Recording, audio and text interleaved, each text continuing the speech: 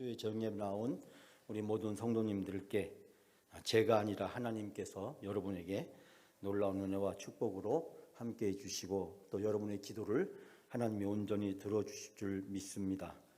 사람이 어떻게 하면 변화할 수 있을까?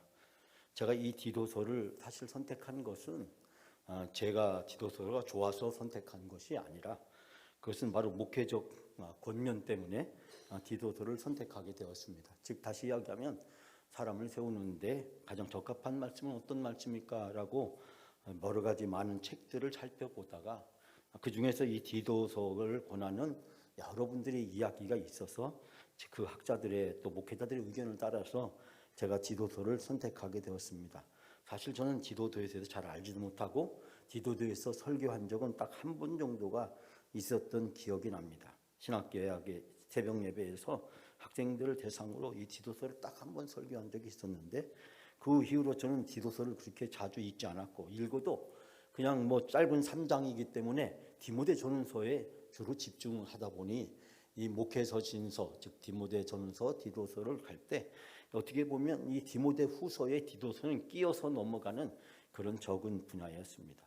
제가 10월 한 달 동안 설교하면서도 저는 사실 어떻게 하면 사람을 세워야 되느냐는 목회적 의무감이 너무 앞선 나머지 이 디도서의 말씀이 무엇을 의미하는지 충분히 제가 심사숙고하고 묵상할 수 있는 시간을 갖지 못했습니다. 그런데 제가 이 디도서를 다시 복기하면서 다시 읽는 디도서를 시작하면서 이 디도서의 말씀이 얼마나 복음적인지 오늘날 우리들에게 얼마나 중요한 말씀을 이야기하고 있는지를 새삼 발견하게 되었습니다. 비록 디도서의 말씀은 짧은 3장에 불과하지만 그러나 이 말씀은 정말 우리 현대 교인들의 모습을 적나라하게 드러내놓고 현대 교인들이 이단과 거짓 교사들 즉 잘못된 것들에 의해서 복음의 본질을 잃어버리고 세상에서 흥황하고 방황하고 흔들리고 있는 안타까운 모습을 바로잡는 하나님의 깊은 말씀과 배려가 이 디도서 속에 숨겨져 있다는 사실을 발견하게 됩니다. 10월 한 달 동안 저는 설교를 하면서 어떻게 하면 사람을 세워야 되느냐라는 것에 집중했는데 하나님께서는 저에게 던진 질문은 다른 질문이었습니다. 사람을 어떻게 세워야 되느냐가 결코 중요한 것이 아니라 저에게 하나님이 던진 질문은 어떻게 하면 우리 영광교회 성도님들이 변화될 수 있을까라는 질문을 저에게 계속해서 의문으로 제기해 왔습니다. 제가 새벽에 이런 시 한 편을 여러분에게 소개했죠. 김환영 씨의 동시 울꽃이라고 하는 시 동시였는데 손녀가 할머니에게 할머니 어디 가요? 예배당 간다. 근데 왜 울면서 가요? 울려고 간다. 왜 예배당에 가서 울어요? 그래서 할머니가 하는 말이 울 데가 없다. 저는 이 짧은 6줄의 아주 짧은 시지만 왠지 우리 가슴을 먹먹하게 만들고 우리에게 큰 감동을 줍니다. 울 데가 없어서 예배당 가서 운다. 내 울음을, 내 한을, 내 슬픔을, 내 좌절을, 내 고통을, 이 아픔을 들어줄 곳이 집도 아니고 친구도 아니고 세상도 아니고 그 어느 곳도 없다는 겁니다. 오직 예배당에 가서 하나님 앞에 가야 내가 이 아픈 마음, 이 상처, 이 고통을 하나님 앞에 터놓고 이야기할 수 있다. 제가 좋아하는 이현주라고 하는 시인이 언젠가도 여러분에게 제가 소개했는지 기억나지 않습니다만 일찍이 아버지 세상을 떠나시고 어머니가 이 이현주를 키우게 되었습니다. 근데 이현주가 너무 말을 안 듣고 이 속을 많이 새겼습니다. 애비 없는 자식을 키우는 이 어머니의 마음을 제대로 이해하지 못하고 너무 힘들고 고통스럽게 합니다. 그 아들을 데리고 하루 종일 좌판에서 장사를 하고 또 때로는 밭일을 하던 그 노동을 하던 어머니가 교회에 갑니다. 텅 빈 교회 그 마룻바닥에 무릎을 꿇고 기도하기를 시작합니다. 이현주는 금방 잠이 들었습니다. 근데 어머니의 기도소리가 귓가에서 지나갑니다. 어머니가 하나님께 간절히 부르짖기도 하고 울기도 하고 그런데 어느 순간 이 예배당 안이 조용해지는 것이었습니다. 자다가 깨보니까 어머니가 무릎을 꿇은 채로 고개를 끄덕이면서 주무시고 계신 모습이 보였습니다. 창밖에는 달이 떠 있고, 그리고 그 달빛이 이 예배당 안에 비추어지고 있는데, 무릎을 꿇은 채로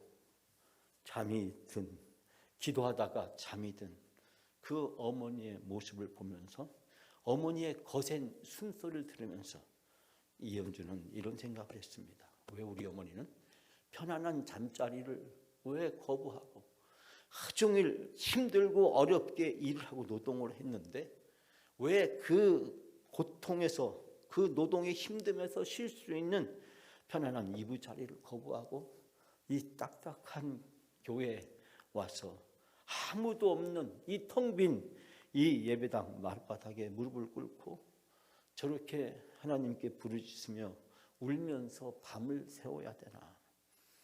그날 밤 달빛에 비춰진 어머니의 모습은 이 이현주의 가슴에 그 누구도 지울 수 없는 큰 하나님의 은혜의 자국을 남겼고, 그 은혜의 자국은 평생 이현주가 방황을 끝내고 하나님의 사람으로 살아가는데 가장 큰 동력이 되었다라는 이야기를 하고 있습니다. 왜 예배당 가서 울까? 이 할머니에게 이 예배당은 어쩌면 그의 인생의 모든 문제를 해결할 수 있는 동력이 있는 곳이기 때문에 바로 이 할머니는 예배당 가서 우는 것이 아니었을까라는 생각을 깊게 해보게 됩니다. 제가 어제 새벽과 오늘 새벽에 여러분들에게 이 그레데교회의 가장 치명적인 문제가 3가지 있다라는 이야기를 말씀드리면서 영적으로 성숙한 성도와 영적으로 성숙한 공동체가 되기 위해서 이 말씀은 필수적인 증언이라고 말씀드렸습니다. 제가 다시 반복하는 이유는 이것이 바로 우리가 영적으로 얼마나 성숙하느냐, 얼마나 성숙한 성도가 되느냐, 공동체가 되느냐, 이 3가지를 우리가 가슴 깊이 새기지 않으면 안 된다고 하는 충원에서 이 말씀을 다시 드립니다. 첫 번째는 불순종. 즉 거짓 교사들의 3가지 특징 중에 첫 번째가 불순종. 이 불순종한다는 것은 복종하지 않는다. 네가 알긴 뭘 알아. 저에게 이제 3번째 듣는 거죠. 3번째 말씀 듣기 때문에 여러분이 이것을 충분히 이제는 기억하고 외울 수 있다고 생각합니다. 네가 알긴 뭘 알아. 교회나 목사나 장로나 다른 직분자들의 말을 무시하고 자기 주장이나 고집을 부리는 사람을 이야기합니다. 불순종, 복종하지 않는 것입니다. 두 번째는 헛된 말입니다. 헛된 말은 쓸데없는 토론을 일삼는 자라고 제가 여러분에게 말씀드렸습니다. 알맹이가 없고 공허하고 의미가 없고 내용이 없는 말들을 닥치는 대로 짓거리는 사람들입니다. 그 말이 다른 사람이 얼마나 상처가 되는지, 고통이 되는지, 아픔이 되는지, 다른 사람들은 그 한마디 말 때문에 잠을 못 자고 가슴을 휘벼파는 그 고통 때문에 그 상책이 난 가슴을 끌어안고 울고 있는데, 자기가 하는 말이 무슨 말인지도 모르고, 자기가 내뱉는 말이 상대방에게 어떤 고통과 아픔을 주는지도 모르고 함부로 내뱉는 것입니다. 교회에서는 이것을 뒷담화라고 이야기합니다. 뒷담화. 없는 사람을 없는 데서 다른 사람들끼리 헐뜯는 것입니다. 교회나 성도나 직장이나 사회에서 뒷담화하는 거, 우리나라는 방송에 나와서 유튜브에서 인터넷에서 어떻게 되면 이 만나는 곳곳마다 카페, 식당 곳곳에서 이 뒷담화가 범람하고 있는 대한민국의 이 부정적인 자화상을 우리는 보게 됩니다.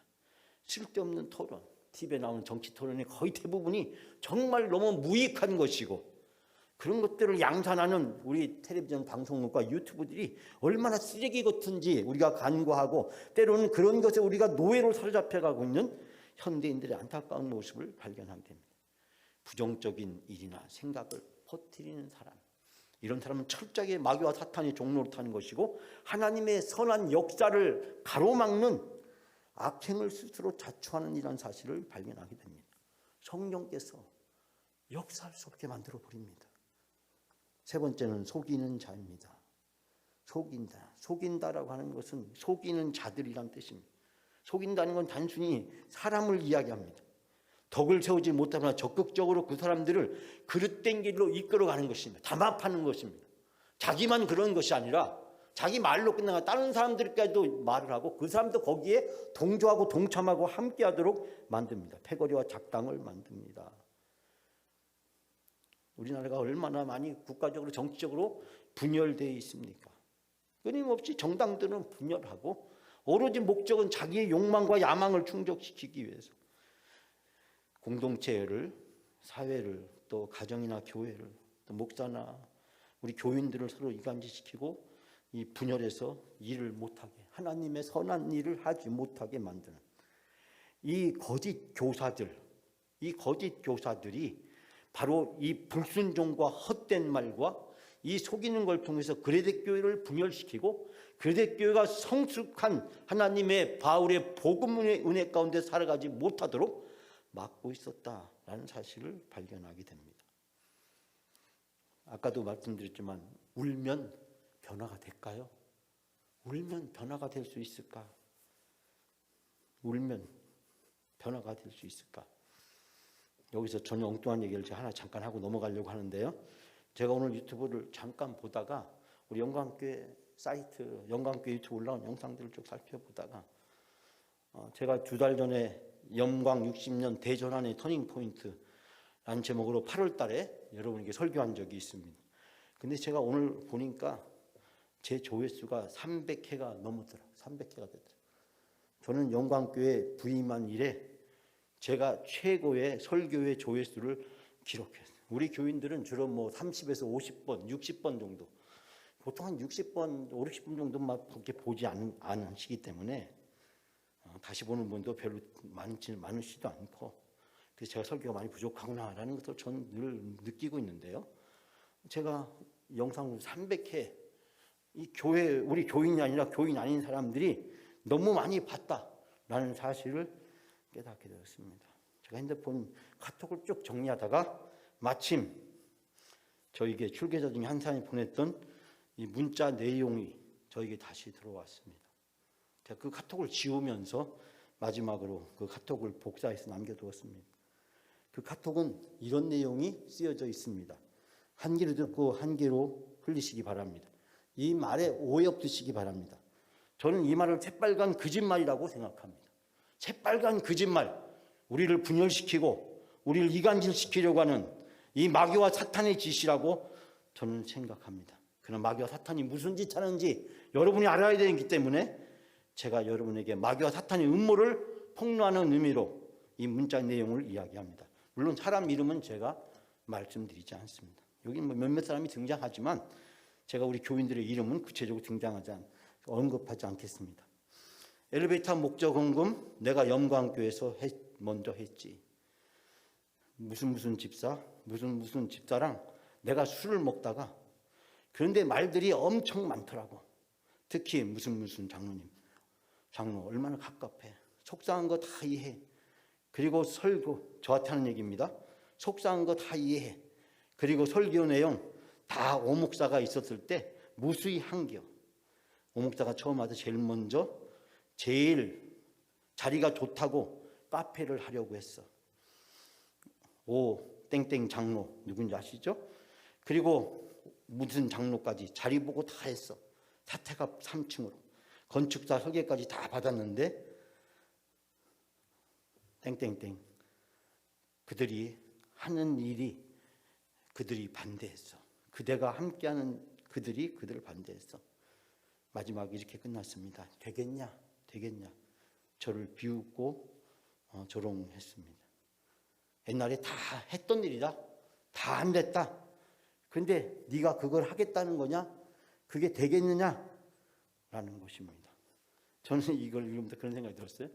내가 아무것도 안 하면 나를 조롱하고 비웃는 이 출교자의 이 조롱에 내가 그대로 이루어지는 것이고, 내가 이것을 하면 이 출교자가 잘못됐다는 것을, 어리석은 것이라는 것을, 거짓이라는 것을 내가 증명하는 것이 되는데, 여기에서 내가 해야 되냐 말아야 되냐 딜레마에 저는 처해 있습니다. 여러분, 제가 한 2달 동안 여러분에게 많은 설교를 했습니다. 8월 이후로 나의 영광 창립 70주년을 향한 목회 플랜, 새로운 시작 영광 70년 비전 행전. 아까도 말씀드렸지만 제가 바로 영광 60년 대전환의 터닝 포인트. 제가 여러분들에게 문자로 이 유튜브 링크를 드리려고 합니다. 전 여러분이 다시 한번 이 영상들을 봐주기를 요청합니다. 담임 목사의 마음이 여기에 담겨져 있기 때문에. 근데 안타깝게도 이 출교자의 조롱과 비웃음이 때로는 동일하게 저에게 던지는 많은 분들이 있습니다. 여러 가지 우려를 많이 담고 있습니다. 저는 그 모든 것을 뛰어넘어서 가려고 합니다. 하나님의 뜻이 진정 어디에 있을까? 하나님이 진정 원하고 기뻐하시는 것은 무엇일까? 무엇일까라는 생각을 해보게 됩니다. 지난번 제주도 가서 여러 목사님들과 얘기를 나누면서 어떤 한 목사님이 자기 교회 문제에 대해서 이야기했습니다. 우리 교회는 이렇게 변해야 되는데 어떻게 해야 될지 모르겠다. 응? 그래서 다른 나이가 많으신 목사님이 그렇게 이야기했습니다. 목사님이 할 수 있는 건 별로 없어. 목사님이 할 수 있는 건 별로 없어. 저는 그 말 듣고 굉장히 기분이 나쁘고 서운했습니다. 젊은 목사에게 적합하게 해줄 말이 아니지 않겠는가. 물론 저한테 한 얘기가 아니기 때문에 저는 그것을 못 들은 척하고 옆에서 차를 마시면서 눈을 딴 데로 돌리고 말았습니다만, 목사님이 할 수 있는 건 별로 없어 라고 하는 말이 얼마나 무책임한 말인가. 무책임한 말인가. 자기는 인생을 충분히 많이 사셨고 많은 경험을 했기 때문에 마치 이 모든 상황을 처연해 있는 것처럼 보이는 그 말이지만, 그 젊은 목사에게 얼마나 큰 좌절과 상처를 줄 수 있는 말인가. 적당히 현실과 타협하고 교인들과 분위기나 맞추고 장로들이나 밥이나 먹으러 다니면서 장로들 비유나 맞추면서 교인들 기대나 들어주면서 그렇게 하는 것이 목회인가? 하나님이 없고 사람만 있고 교인만 있고 그것이 목회인가? 라는 생각을 다시 한번 하게 되었습니다. 저는 오늘 말씀을 통해서 세 가지를 여러분과 같이 나누려고 합니다. 첫 번째는 항존직은 우리 교인들은 날마다 구원의 감격이 넘치는 은혜 받은 성도여야 된다. 이제 생각이 나시죠? 우리는 날마다 구원의 감격이 있어야 된다. 제가 대전 영락교회에 있을 때 김동 목사님 설교에 18번이 딱 있는데 그것이 구원의 감격이었습니다. 늘 새벽이나 신방이나 뭘 할 때든지 정말 제가 하나 감동을 받은 것은 신방 가서 성도 한 명을 놓고도 불을 토하듯이 설교하는 그 김동 목사님의 모습을 지금도 잃어버릴 수가 없습니다. 아니 신방 가서 성도 한 명 앉혀놓고 아니 거기다 불을 토하듯이 설교를 해야 됩니까? 그것도 아침 10시부터 밤 10시까지. 제가 밑에서 부교육자로 얼마나 힘들었는지 모릅니다. 새벽 3시 반 되면 교회 나와서 4시 되면 불을 켜놓고 목사님 나오기를 기다려야 되고, 목사님 4시 되면 거의 오십니다. 새벽 예배는 5시에 시작되지만 목사님은 1시간 전에 와서 기도하고 불 켜놓고 기다리고 있습니다. 제가 1월 첫째 주에 부임했는데요, 이사를 못했어요. 교회 차디찬 그 시멘트 바닥에서 한 달 동안 살아야 했습니다. 근데 저보고 힘들다, 어렵냐, 얼마나 고생이 들었냐 한마디 말도 안 했어요. 한 달 동안 그 딱딱한 시멘트 바닥에서, 그 차가운 바닥에서 전기 가스 스토브 2개를 양옆에 켜놓고 한 달 동안 있어야만 했습니다. 새벽 4시가 되면 정확하게 목사님이 교회 오십니다. 그 한 명을 놓고도 아침 새벽 4시부터 시작된 목회 일정은 밤 10시나 10시 반 돼야 끝납니다. 일주일 내내 쉬는 날이 없습니다. 그분의 설교 18번이 그때 구원의 감격이었습니다. 사랑하는 여러분, 우리는 구원의 감격이 있어야 돼요. 내가 죄사함 받았고 내가 구원받았다는 것, 그 구원의 감격, 내가 구원받을 만한 자격이 없는데 구원받았으니 감사하며 살아가는 것. 저는 여러분들에게 이 구원의 감격 속에 있는 사람에게 나타나는 두 가지 특징을 말씀드렸습니다. 기억나실지 모르겠지만 첫 번째는 하나님과의 관계에서 그는 늘 하나님과의 관계 속에서 순종하게 된다. 순종하게 된다. 전 여러분에게 말씀드리기를, 순종할 수 있는 것은 순종이 아니다. 순종할 수 없는 것을 순종하는 것이 순종이다. 예수님이 하나님께 순종하는 것은 순종할 수 없는 순종이었다. 아브라함이 하나님의 말씀에 순종한 것은 순종할 수 없는 것을 순종한 것이지 순종할 수 있는 것, 쉬운 것, 그것이 아니라는 것입니다. 콜라 사오라니까 콜라 사오고 물 떠오니까 물 떠오는 게 순종이 아니었다는 것입니다. 물들어 가면 생명을 잃을 수 있는데 그런데도 물들어 가느냐라는 것입니다. 그것이 순종이라고 하는 것입니다. 또 하나는 바로 겸손인 것입니다. 겸손. 하나님을 향해서는 순종이지만 다른 사람을 향해서는 야, 내가 구원받을 만한 자격이 없는데 구원받았으니 감사합니다. 세 번째 이삼이 나타나는 특징이 뭐냐면 충성입니다. 충성도 마찬가지로 충성할 수 없는데 하는 것이 충성입니다. 내 판단, 내 생각, 내 계산, 내 머리, 내 경험, 내 지식, 내 결정을 내려놓는 것이 충성입니다. 충성은 공동체를 바로 세우고 건강하게 만듭니다. 사랑하는 여러분, 우린 죄인이고 천국에 참여할 자격이 없으나 은혜로 무료 입장했다. 이제 생각나시죠? 무료 입장. 우리가 무료 입장을 했어요. 얼마나 감사할 일입니까? 그러니 하나님을 향해서 순종할 수밖에 없고 다른 사람을 향해서 우리가 겸손할 수밖에 없고 공동체를 향해서 우리가 충성할 수밖에 없는 것입니다. 이 세 가지가 없는 사람은 내가 자격이 없는데 구원받았다는 것을 인정하지 않는 것입니다. 그 사람에게는 구원의 감격이 전적으로 사라진 삶을 살고 있는 것입니다. 나 때문에 구원받았다라고 생각하는 영적 오만의 결과가 결국 불순종을 낳고 불겸손을 교만을 낳고 그리고 불충성을 낳는 것이 아닌가라는 생각을 우리는 해보게 됩니다. 사랑하는 여러분, 여러분의 삶 속에 구원의 감격이 날마다 넘치시기를 주님의 이름으로 축원합니다. 그럼 우리의 모든 것들이 변하고 달라집니다. 내가 자격이 없는데 내가 구원받은 것만 해도 세상에 그 어떤 것과도 바꿀 수 없고 비교할 수 없는 귀한 하나님의 은총의 선물인데 내가 이것을 다른 그 어떤 것과 바꾸려고 들다니. 두 번째는 하나님의 부르심에 소명이 있어야 된다는 사실입니다. 성경에 나오는 수많은 사람들의 공통적인 특징은 무엇입니까? 그들이 하나님의 부르심을 받았다는 소명을 가지고 살았다는 것입니다. 소명을 응답해서 우리에게 주어지는 것이 사명입니다. 하나님이 우리에게 주시는 것이 부르시는 것이 소명이고 우리가 그것에 응답하면 사명이 되는 것입니다. 그리고 사명을 감당하기 위해서는 무엇보다도 나를 포기하고 나의 이익을 포기하고 내 계산기를 내려놓아야 된다. 내 저울을 포기해야 된다. 우리는 한 손에 계산기를 한 손에 저울을 들고 뭐든지 우리는 달려고 들고 뭐든지 계산하려고 들고 뭐든지 시간을 재려고 합니다. 스티븐 코비라는 사람은 성공한 사람 7가지 습관에서 그렇게 이야기합니다. 인생에 실패하는 사람의 대표적인 특징들이 무엇이냐? 시계를 잰다는 거예요. 시계를. 그리고 두 번째는 무게를 잰다는 겁니다. 세 번째는 길이를 잰다는 거예요. 뭐든지 비교하려고 든다는 거예요.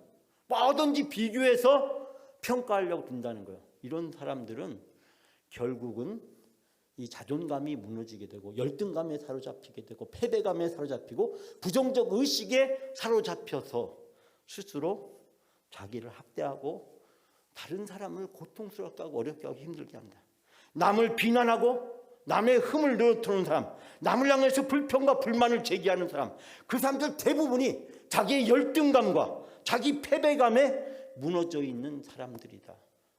자기 자존감이 형성되어 있지 못한 사람은 다른 사람을 향해서 자존심만 내세우기 때문에 자존감은 그 마음의 중심에 하나님이 있지만 자존심은 자기의 중심에 자기가 있어요. 이 자존심이 강한 사람은 저울로 잽니다. 저 사람하고 키를 잽니다. 누가 더 크나? 누가 더 무거우나? 누가 더 멀리 나갔나? 누가 더 길게 갔나? 늘 시계로 저울로 그리고 자로 끊임없이 재면서 비교하면서 자기 스스로에 대해서는 좌절하고 나는 왜 저 사람만큼 못할까? 거기에 좌절을 하면서 스스로 열등감에 빠져서 자기를 고통 속에 빠뜨리고 그 분노 때문에 자기 자신을 파괴할 뿐만 아니라 자기와 함께하고 있는 다른 모든 사람도 함께 파괴하면서 결국은 자멸하는 길을 가게 된다. 스티븐 코비는 그런 얘기를 합니다. 자존감이 있는 사람은 그 어떤 상황 속에서도 감사할 줄 알고 어떤 상황 속에서도 긍정할 줄 알게 되고, 아무리 상황이 어렵고 아무리 문제가 많아도 그 상황과 문제 속에서 불평이나 비난을 하지 않고 오히려 감싸주고 오히려 칭찬하고 격려해 줌으로써 자기 자신의 존재가 더욱더 빛나게 만든다. 그러므로 자기와 함께하는 모든 사람도 다 빛나게 만든다. 저는 그 생각을 들으면서 이런 생각이 떠올랐어요. 천사 옆에 천사가 있고 내가 빛나니까 내 옆에 있는 모든 사람이 다 빛나는 거예요. 그 사람이 신분과 역할과 지가 중요한 게 아니에요. 길이가 얼마나 기냐가 중요한 게 아니고, 무게가 얼마나 나가느냐가 중요한 게 아니고, 시간이 얼마나 더 오래 나가느냐가 중요한 거예요. 무게가 더 많이 나가냐가 중요한 것이 아니라고 하는 거예요. 나는 나대로 너무 귀한 존재고 또 다른 사람도 그 자체로서 너무나 귀한 존재이기 때문에 우리는 끊임없이 자기 자신에 대해서 긍정하면서 인정하면서 감사하는 삶을 살아가게 된다라는 이야기를 하고 있습니다. 사랑하는 여러분, 소명이 있는 사람, 하나님의 부르심에 대한 확신이 있는 사람, 그 사람은 어떠한 상황 속에서도 하나님을 위해서, 그 부르심의 소명을 위해서 자기의 그 부정적인 마귀와 사탄의 끊임없이 유혹으로부터 자기를 멀리합니다. 우리가 아까 그레데교회의 세 가지 공동체의 문제점, 거짓 교사들의 문제점에서 지적했듯이 우리 영광교회 공동체가 성숙한 공동체가 되기 위해서 60년의 낡은 그런 것들을 청산하고 60년 동안 좋았던 것, 아름다웠던 것, 그것을 더욱더 발전시켜 나가는 공동체가 되려고 한다면 우리는 좋은 것들을 찾아야 돼요. 안 좋은 것들은 다 하나님께 맡겨버리고 좋은 것을 찾아서 그 칭찬하고 격려하고 그리고 그것을 세워줌으로써 우리 공동체가 더 든든한 반석 위에 서갈 수 있게 되는 것입니다. 아브라함이 본토 친척 아비집을 버리고 하나님을 따랐습니다.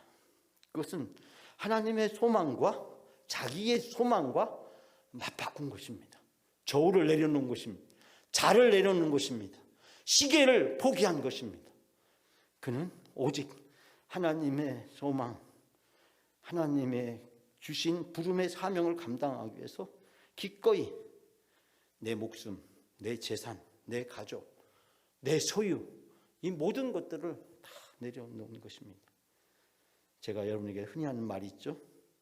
포기할 수 있는 것을 포기하는 것은 헌신이 아니다. 포기할 수 있는 거 포기해놓고 헌신했다고 폼 잡으면 안 됩니다. 하나님이 다 아시기 때문에 헌신은 포기할 수 없는 것을 포기하는 것입니다. 본토 친척 아비집, 내가 이거 놓치면 죽을 것 같아. 이거 놓치면 안 돼. 내 자존심, 내 전부, 내 경험, 내 인생, 내가 이것만큼은 포기할 수 없어 라고 하는 그것을 하나님은 이야기합니다. 그게 네 본토 친척 아비야. 넌 그거 붙잡고 살지, 나를 믿고 사는 게 아니라 너 그거 믿고 살잖아. 너 100세 때 겨우 아들 줬더니 그 아들 붙잡고 살잖아. 너 아들을 나한테 바쳐. 그것도 번제로 떠서. 여러분 번제를 잘 아시죠? 네? 명절에 동태포 뜨듯이 사람의 살을 각으로 떠가지고 태워서 바치는 제사가 번제 아닙니까? 아니 어떻게 얻은 아들인데 그 아들을 번제로 바치라고 합니까? 이런 잔인하고 도저히 받아들일 수 없는 하나님의 요구 앞에서 이 포기할 수 없는 그것을 바로 하나님은 아브라함에게 요구를 하고, 아브라함은 그 하나님의 요구 앞에 수없이 많은 시간들을 괴로워하고 힘들고 아내에게도 말 못하고 누구에게도 말을 못하고 하나님 앞에 울면서 부르짖으면서 하필 하나님 왜 아들입니까? 하나님 이 아들이 어떤 아들입니까? 내가 본토 친척 아버집을 떠나서 수백 킬로 떨어진 이곳 올 때까지 수없이 많은 생사 고비를 넘길 때 하나님이 약속하지 않았습니까? 하늘의 별차죠, 바다의 모래처럼 그 지긋지긋한 하늘의 별들, 그렇게 무지무지하고 힘들게 했던 그 바다의 모래처럼 나에게 복을 주신다고 하시지 않았습니까? 자손을 준다고 하지 않습니까? 그래놓고 하나님 준 게 뭡니까? 딸랑 아들 하나인데 그 아들을 번제로 드리라더니 당신이 인간입니까? 백종입니까? 아마 이 아브라함의 가슴은 밤마다 수없이 많은 번민을 통해서 그의 심장이 터지고 찢은 듯한 고통과 아픔을 느꼈을 것입니다. 내 생명, 내 재산, 내 가족, 내가 붙들고 내가 이거 놓치면 내가 죽는다고 생각하는 그것들, 사명을 위해서 포기하는 것.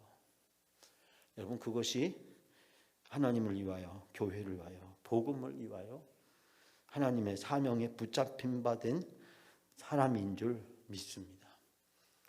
여러분이 포기할 수 있는 것 포기해 놓고 대단한 거 한 것처럼 하나님 앞에 와서 과시하고 드러내고 폼 잡는 것은 하나님께 진정한 헌신이 아니라 나를 나타내고 나를 드러내는 교만과 그리고 죄의 결과라는 사실을 우리는 꼭 기억해야 됩니다. 영광교회 성도들이 성숙한 신앙이 되기 위해서는 포기할 수 없는 것을 포기하는 헌신이 있을 때, 그 사명을 붙들고 살아갈 때 하나님은 여러분의 인생을 책임져 주시고 여러분에게 놀라운 은혜와 축복으로 함께해 주실 줄 믿습니다. 세 번째로, 우리는 하나님의 영광을 위해서 살아가는 성도입니다. 하나님의 영광을 위해 살아가야 되는 성도입니다. 우리가 이 디도서를 다시 한번 읽으면서, 여러분이 3장까지밖에 안 되니까 읽고 또 읽으면서 여러분 마음속에 와닿고 여러분이 이 붙잡고 기도하고 싶은 구절과 단어에 줄을 치시면서 이 말씀을 깊이 묵상해 주시기 바랍니다. 하나님은 선한 일을 위해서 우리를 구원하신 것입니다. 사도 바울이 디도에게 그레데 교인들이 이 거짓 교사와 이단들로부터 그들에게 올바른 가르침을 전하기 위해서 사람을 세우고 세워진 사람들을 통해서 그들에게 예수 그리스도의 복음을 통해서 그들의 신앙이 든든한 반석 위에 서게 하라고 했습니다. 그 이유는 무엇입니까? 그들을 통해서 선한 일을 하시기 위해서, 하나님의 선한 일을 이루기 위해서라고 3장에서 구구절절히 사도 바울은 이야기하고 1장 1절부터 4절까지 우리가 월요일날 새벽에 나눴던 그 말씀을 통해서 이 디도서 전체를 관통하고 있는 핵심 주제를 통해서 선한 일, 그 선한 일은 제가 여러분이 몇 번 강조했듯이 도덕적인 윤리적인 선한 일을 이야기하지 않습니다. 남을 도와주는 것, 남들보다 내가 더 가치 있고 의롭다고 생각하는 것, 정의로운 것, 그 어떤 모든 것들을 다 배제합니다. 그 선한 일은 하나님이 원하시는 것, 하나님이 기뻐하시는 일을 하는 것입니다. 선한 일은 긍정적인 경건한 성도는 항상 겸손하고 감사하고 순종하고 충성하는 삶을 사는 것입니다. 선한 일을 하면서 하나님의 구원하시는 목적을 이 땅에서 이루는 것이라고 말씀드리면서, 선한 일은 하나님을 더 사랑하고 가족을, 부모를, 형제를, 이웃을, 아내를 사랑하지 말라는 것이 아니라 사랑하되 하나님을 더 사랑하고, 왜냐하면 사람은 변하기 때문에, 아내도 변하고 가족도 변하고 누구도 변하고 다 변하기 때문에 변하는 것에 모든 가치를 부여하지 말고 사랑은 하되 변하지 않는 영원하신 하나님을 더 사랑하고 더 중요하게 생각하고 더 우선순위를 두고 살아가야 된다는 것입니다. 여러분이 가지고 있는 재산, 여러분이 가지고 있는 능력, 여러분이 가지고 있는 시간, 여러분이 가지고 있는 가족, 사회적 배경과 관계, 모든 것들 중요한 것입니다. 사랑해야 되고 중요하게 생각해야 됩니다. 우선순위를 두고 사셔야 됩니다. 그러나 그것이 결단코 하나님보다 더 사랑하면 하나님은 한순간에 그 모든 것을 가져가십니다. 한순간에 모든 것을 가져가십니다. 그리고 여러분을 모리아 산에 하나님은 세우십니다. 네가 진정 나를 사랑하는지 안 하는지 하나님 우리를 테스트, 시험대에 올려놓는 상황이 우리 앞에 처하게 될지 모릅니다. 여러분은 모리아 산 앞에 세우겠습니까? 그 하나님의 무서운 성령의 준엄한 이끄심 앞에 여러분 감당할 길이 있겠습니까? 하나님을 더 사랑하면, 여러분의 재산을 하나님보다 더 사랑하면 어느 한순간에 하나님은 훅 하고 우리 재산을 알리고, 내가 건강을 하나님보다 더 소중하게 생각하고 내가 건강을 위해서 먹고 마시고 운동하는 것, 그 모든 것들을 하나님보다, 예배드리는 것보다, 기도하는 것보다, 말씀보다 더 중요하게 생각하면 한순간에 하나님은 우리를 틀어서 우리의 건강의 모든 것을 다 잃게 만들 수 있다는 사실을 우리는 기억해야 됩니다. 욥이요, 모든 것을 가진 사람이었고 모든 사람이 부러워하는 사람이에요. 그는 성공과 출세의 정점에 있었고 행복의 아이콘이고 모델이었고 최고의 슈퍼스타였습니다. 근데 여러분, 우리가 욥을 통해서 배우는 것이 무엇입니까? 아무리 모든 것을 다 가지고 있다도 그런 부질없는 것이라는 것을 우리는 욥을 통해서 발견하게 됩니다. 욥을 수없이 읽으면서, 욥을 알면서 왜 욥을 우리의 인생에, 우리의 삶에 생각하지 않습니까? 욥이 그렇게 고백하잖아요. 주신 자도 여호와고 취하신 자도 여호와시니. 그 욥의 고백 속에는 무엇이 있을까요? 바로 너희가 먹든지 마시든지 무엇든지 다 하나님의 영광을 위해서 하라. 성도는 하나님의 영광을 바라고 줄고한다는 사도 바울의 위대한 신앙 고백을 발견하게 됩니다.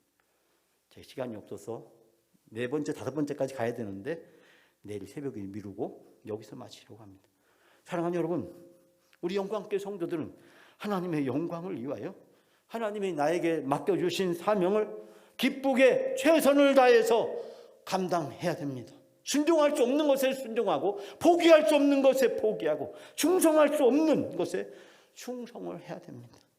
그럴 때 하나님이 나와 함께 하시고 나의 삶에 복을 주시고 나에게 은혜를 베풀어 주시고 세상에 그 어떤 것과도 바꿀 수 없는 영원한 멸관과 상급을 우리에게 주시고 영생의 소망자로 살아가는 놀라운 축복을 베풀어 주실 줄 믿습니다. 사랑하는 여러분, 하나님이 나를 사랑하시고 나를 구원해 주셨습니다. 날마다 이 구원의 감격 속에서 하나님이 나를 구원해 주신 그 하나님의 사명을 붙들고 하나님의 영광을 위하여 살아가게 될 때 하나님이 놀라운 은혜와 축복으로 여러분에게 세상이 그 누구도 줄 수 없는 그 은혜와 축복을 부어주실 줄 믿습니다.